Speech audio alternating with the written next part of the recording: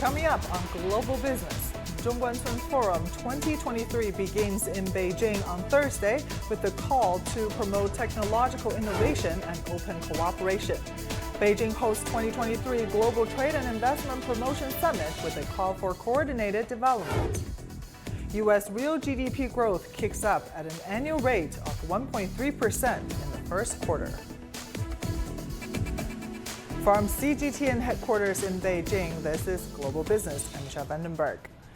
Chinese President Xi Jinping addressed the opening ceremony of the Second Eurasian Economic Forum via video link, emphasizing the significance of Eurasian integration in a multipolar world. President Xi highlighted the unstoppable trend towards multipolarity and economic globalization, urging multilateralism and coordinated development across regions. He reiterated the Global Development Initiative, Global Security Initiative, and the Global Civilization Initiative, stressing the importance of lasting peace, universal security, and shared prosperity. President Xi also emphasized the BRI's commitment to common development and expressed hope for enhanced synergy between the initiative and the Eurasian Economic Union.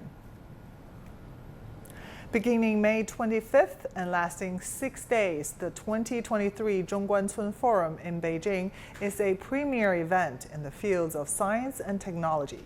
With the theme of open cooperation for a shared future, the event features achievements in the industry, technology cooperation fairs, and the release of China's annual report on scientific and technological achievements.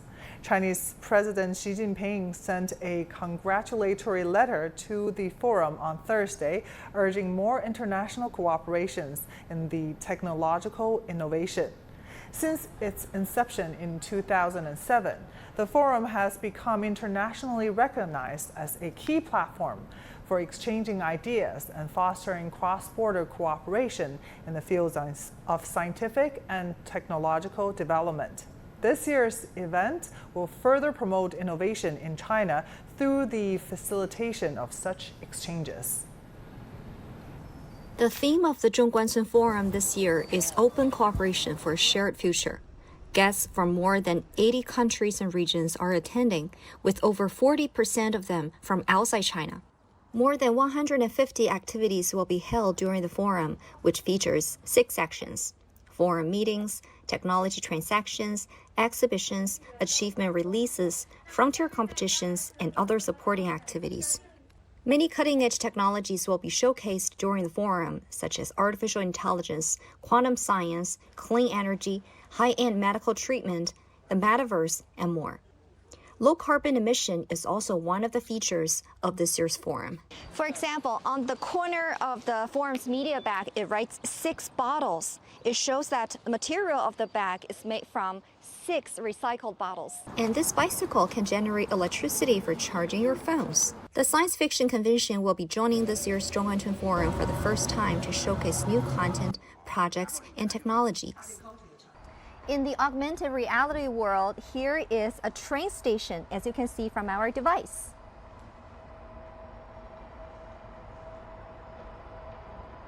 In 2022, 293 new tech companies were being established every single day. That is one company in every 5 minutes. Behind the fast development, the support from various sectors must be guaranteed. 围绕着支持北京建设国际科技创新中心的这个主题呢。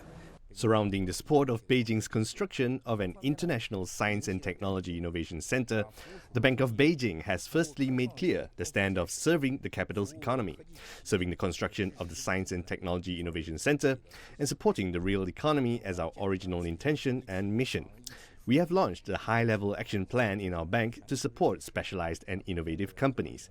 As of the end of April, loans to support nearly 8,000 such companies have reached 230 billion yuan. 近8000家的专精特新的企业。 The main venue of the permanent Zhongguancun Forum is expected to be completed by the end of August. Please stay tuned for more updates. Hou Jing, CGTN in Beijing. Zhongguancun is seeking to bolster its reputation as a top global scientific center and has recently been designated as a financial technology reform pilot zone in China. The People's Bank of China, the central bank, has recently unveiled a series of initiatives aimed at boosting progress in the region, including the development of a diverse fintech ecosystem over the course of the next 5 years, and offering a range of financial products and services to support innovative firms. The central bank has also incentivized banks located in the Chinese capital to increase their lending to the said firms at faster rates than they do their average loans. The initiatives seek to facilitate the speedy listing of innovative companies on the Beijing Stock Exchange, promote innovative companies' use of bond markets for financing, and reduce financial costs for such ventures. Now, for more insights on China's ongoing efforts to further scientific innovation and the role played by Zhongguancun Forum, let's bring in Zhao Kefeng, a professor at the Paris School of Technology and Business. Professor Zhao, thank you so much for joining us. First, in the context of open cooperation for a shared future, how crucial is collaboration and openness in driving scientific and technological advancement worldwide, especially given current global challenges? First of all, there are pressing problems such as global warming, clean energy, and cancer research that no single country is strong enough to find a solution. The whole world is racing against time to save the Earth and our loved ones dying in bed. In addition, problems such as the pandemic is really what we call weak link problems. Whenever there is a country that is unable to defend itself, the virus is gonna throw back and forth and evolve, and we need to help the weaker countries. Fortunately, there are many cases of recent successes, such as the International Nuclear Fusion Project and the largest radio telescope in which scientists in the world are collaborating to make our lives better. Now, Chinese Vice Premier of Science and Technology Wu Zhaohui recently emphasized the importance of China's continued cooperation in key areas to address global challenges and facilitate technological innovation. How should we interpret these remarks, and what might they mean for the future? Sustainability is the key word that have been used by the minister. Growth economists would have no doubt in saying that sustainable development requires that the pace of technological innovation breakthrough should be fast enough to offset the population changes and diminishing returns to human and capital. If the world is even more fragmented due to geopolitical reasons, we won't be able to take full benefits of the cornerstone of modern growth set forth by famous economist Ricardo, namely countries should produce according to their comparative advantage. Europe, for example, could have been enjoying 5G 1 to 2 years earlier if Huawei was not being sabotaged. You judge how many innovations that could have been enabled by 5G but did not happen. Mm-hmm. Now, can you provide us an interpretation of the newly announced Zhongguancun Science and Technology Innovation Financial Reform Pilot Zone, and discuss the Zhongguancun Forum's role in shaping technological innovation and development? The newly announced Zhongguancun Financial Reform Pilot Zone is a set of policy and deregulation to break through the bottleneck of innovation. Traditionally, it's easier to lead to a winners-take-all market, which funds only go after the winners. Now there is low-cost financing to well-qualified firms which do not meet traditional lending requirements. For example, not many super high-tech companies generate profits even 1 to 2 rounds before their IPOs. That is now partially solved because they can now more easily take loans simply by using their credit, technological merits, and their intellectual properties. There are also new exchanges to help them trade their IPs too. In addition, they are also given green lights to get listed if they are being classified as high-tech. Zhongguancun is known as China's Silicon Valley.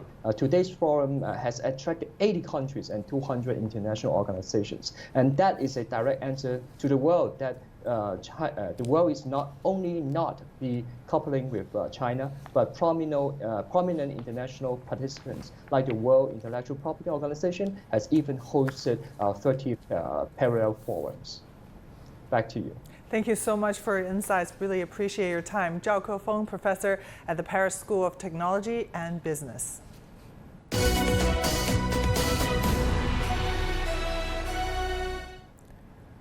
The 2023 Global Trade and Investment Promotion Summit took place in Beijing on Wednesday. A number of foreign leaders, heads of international organizations and economic institutions, and executives from multinational attended the summit. CGTN's Gao Wang has the story.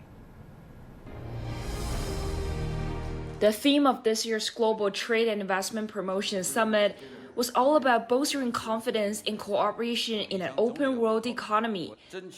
Chinese Vice Premier He Lifeng said China has become a stabilizing force in the recovery of the world economy and will create more opportunities through its own development. We welcome the business circles of more countries to join and respond to the Beijing initiative of the Global Trade and Investment Promotion Summit 2023. Give full play to the unique role of the business circles, strengthen confidence, unite and cooperate, and promote the stabilization and recovery of the world economy. Pursuing innovation-led growth, digital economy, and sustainable development were major topics for different panels. Leaders from international businesses, chambers of commerce, and executives from multinational firms were upbeat about China's market and growth. China is an extremely important market for Rio Tinto and has been for 50 years. In fact, we've been in this market for over 100 years. So it's very important because of the urbanization and now the energy transition and providing the materials for the energy transition.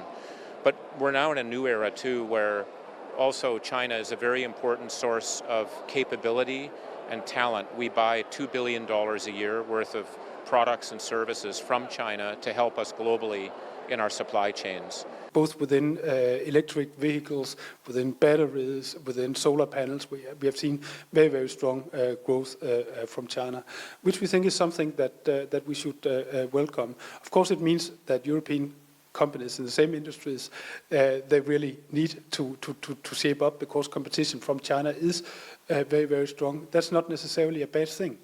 This is one of these areas where Europe and China need to work together when it comes to, developing, implementing, rolling out the technologies that will help us to address the climate change. Besides forging an open world economy, the summit also calls for the cultivating of new drivers of global growth. It's championing economic globalization that is more open, balanced, and inclusive, so that its benefits can be shared by all. Gao Wang, CGTN, Beijing. People in Shanghai are showing great interest in purchasing new energy vehicles, especially passenger cars. Our reporter Zhang Shixuan takes a closer look at NEV sales in Shanghai to understand reasons behind the growing popularity. Though it was a workday afternoon, this auto showroom in Shanghai's Baoshan district was already busy with potential buyers looking over the latest models. My friends are all buying cars now, and prices now are very good, so I wanted to get one. Before, I was just looking around, but I've ordered one now, 160,000 yuan. My budget is between 100 and 200,000 yuan. My original car was a petroleum vehicle, but now I want to change to an electric because of the preferential policies.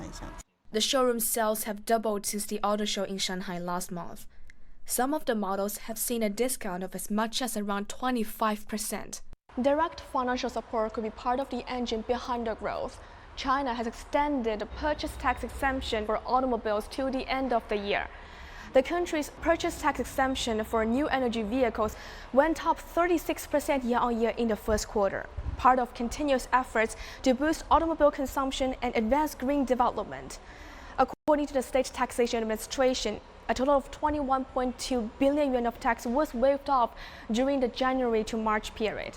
And the city of Shanghai is offering an additional 10,000 yuan subsidy for each new EV purchase that replaces an old passenger car by the end of June.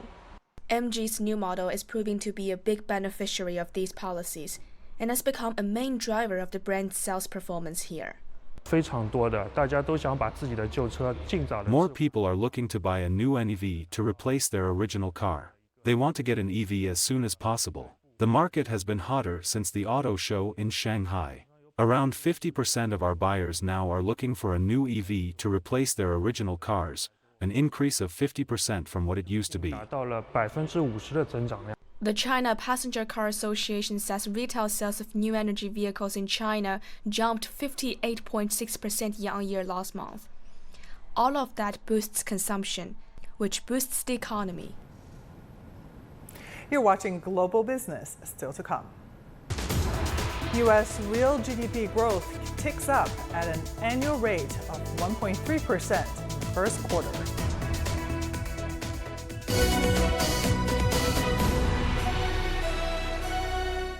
The world economy as we know it is about to change.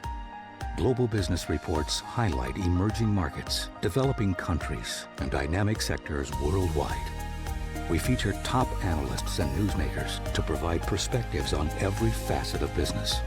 From an on-the-ground perspective, we provide you with balanced and objective assessments.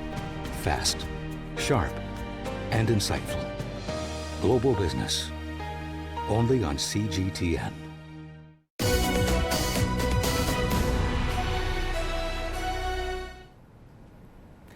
Let's turn to the U.S. economy. According to the released minutes of the May meeting on Wednesday, officials at the U.S. Federal Reserve agreed that the need for further interest rate hikes had become less certain. Some officials expressed caution in remaining vigilant against persistent inflation, which remains above the Fed's target of 2%.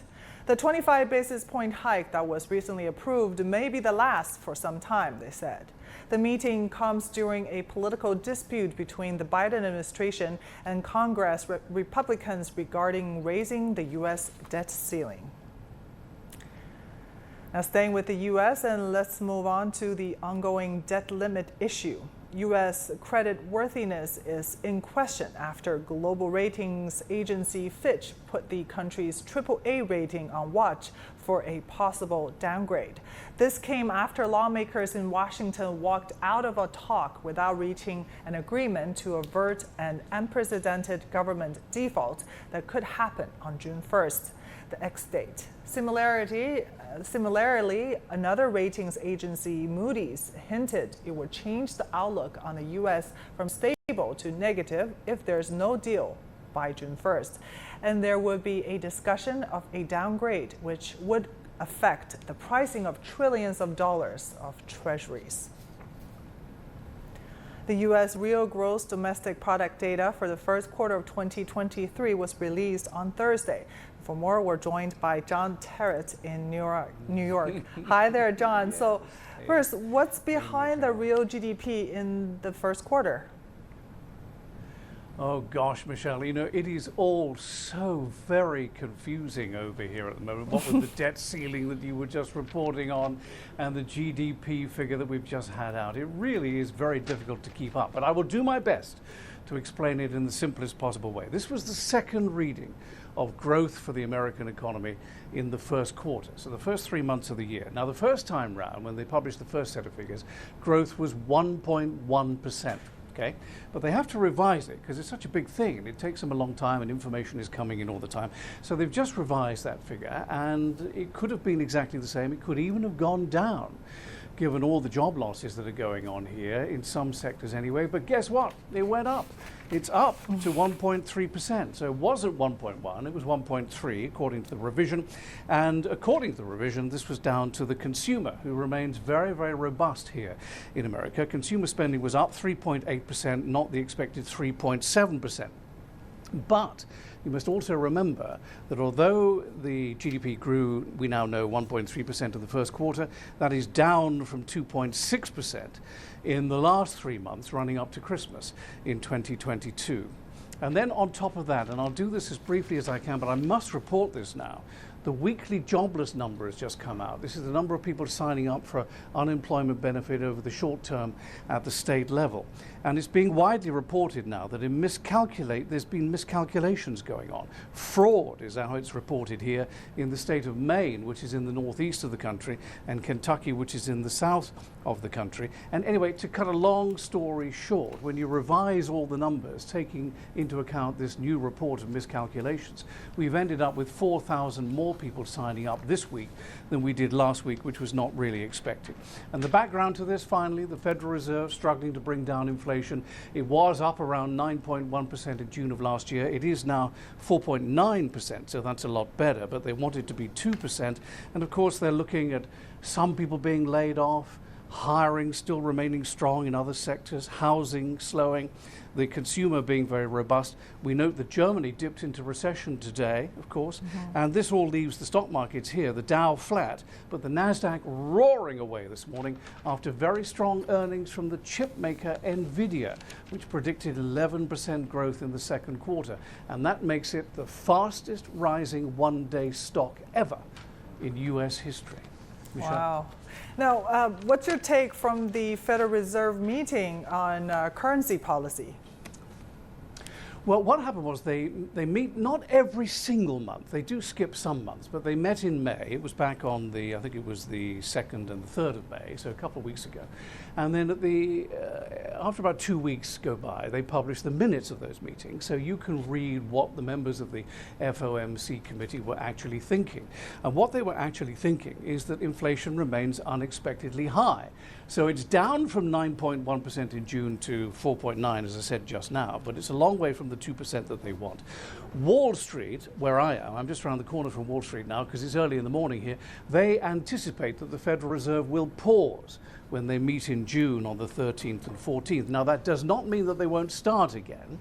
They could very well start again, but we're expecting them to pause, mainly because of the banking crisis. But just look at what's on their agenda. So we now have GDP in the first quarter more elevated than we thought. There's the jobless fraud I was talking about, layoffs in some sectors, hiring in other sectors, housing slowing, the very robust consumer, and the debt ceiling issue, which is still very troubling. All of this means, I think, there will be no rate cut in 2023, which some on Wall Street have been anticipating. So I don't think there'll be a rate cut unless somehow there is a very severe recession by the time we get to the close of the year. Michelle? Very interesting. Thank you so much for the update. John Terrett for us in New York. Moving on to some other major headlines we're tracking this hour. Germany's economy faced another quarter of negative growth, contracting by 0.3% over the first 3 months of 2023. The sluggish performance was attributed to shortages of energy supplies and rising inflation. In Singapore, the economy expanded by only 0.4% in the first quarter of 2023, a significant decrease from the 2.1% growth of the previous quarter, causing the country's government to issue a cautionary warning for the future health of the global economy. On a more positive note, the UK has decided to ease the cap on energy bills, alleviating the cost of living crisis for households by decreasing the average amount suppliers are able to charge by over £1,000 annually. This came as wholesale energy prices have dropped in recent months. Now, despite efforts by the government of South Korea to address its demographic crisis of a rapidly aging society and declining birth rates, the country's fertility rate remains the lowest in the world, with the latest figure standing at 0.78 births per woman. In an attempt to combat this issue, the government has implemented measures to encourage childbirth. But it seems that these efforts have not yet resulted in any significant rebound in the fertility rate. Su Mingyu has more. It's been 10 years since South Korea's fertility rate, the number of babies born to a woman in her reproductive years, went down to below 1.1. And the latest figure stands at 0.78, and further decline is forecast in the short term to 0.7 according to Statistics Korea. This couple is preparing to get married next year. One of the primary reasons of making that crucial life decision was that they were on the same page to not have kids. This couple's decision is not solely based on financial concerns. 무한경쟁 사회에서 In this cutthroat, competitive society, we have to pay attention to education, and I don't know, is this the kind of environment the baby will be happy to live in? High education levels and career opportunities for South Korean females conflict with heavy family duties, also imposing downward pressure on the fertility rate. To decelerate the drop in the fertility rate, the current Yoon Suk-yeol administration has drafted wide-ranging policy that include increasing stipend given to parents with a child of up to 1 year old to 1 million Korean won or $765 by 2024, providing housing support for the newlyweds, and creating a new visa category to bring in more foreign workers. According to the analysis by South Korea's National Assembly Budget Office published in January, 76% of the decline in birth was attributed to the decrease in marriages. And hence, housing support and promoting a family-friendly environment serve as the two pillars of the country's budget for addressing the low birth rate. The largest proportion was allocated to housing-related policy, about 46%. The second largest was child care support policies, and then cash-based support such as child allowances. Experts voiced the need to adopt a bird's-eye view, not short-term policy directives aimed at seeing a temporary rebound in the birth rate. For that, the nation has to look at this as a 5 to 10-year project, as it's people's perception that has to be changed. 시간 간격을 이런 생애 사건들의 시간 간격. Pushing forward the time frames of life major events like marriage, childbirth, earlier than now could be one solution. In the long run, mainly aiming to improve the birth rate with patience and persistence, and even considering immigration in the short term. 꾸준히 정책을 추진하고 단기적으로는 이민까지도. Well, the time is ticking in South Korea, which is why a lot of experts are saying the country needs a long-term blueprint for its population policy. And the blueprint, experts say, will need to be shaped by taking the unique situation of the country, at the same time adjusting to the global trend of shrinking and aging population. Yoo Seung-min, CGTN, Seoul. And that would do it for this edition of Global Business here on CGTN. I'm Misha Vandenberg in Beijing. Thank you for watching. Bye for now.